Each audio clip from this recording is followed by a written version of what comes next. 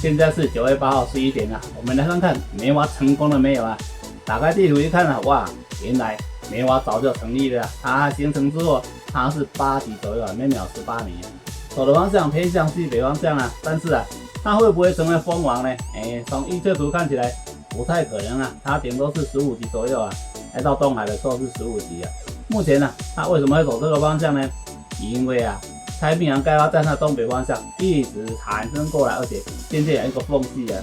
随着副热带高压的挤压，从这里过去，跟西亚台风仙南肉走的方向非常的相似啊，因此它们的命运也差不多了。但是仙南肉是蜂王啊，它没有办法达到蜂王，只能达到15级啊。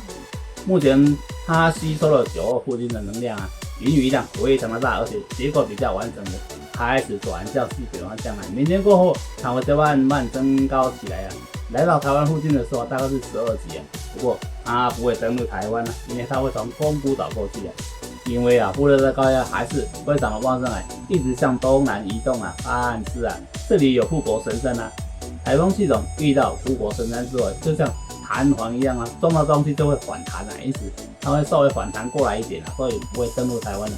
所以对我们来讲，这个梅花台风只是带来一些风雨啊，是给台湾的雨量增加起来，不会影响我们赏味的心情啊。因此啊，烤肉节还是非常的香啊。他不想来台湾吃烤肉啊，因为女生嘛，她怕胖啊，要减肥才会苗条啊，所以她会尽量往台湾远一点的。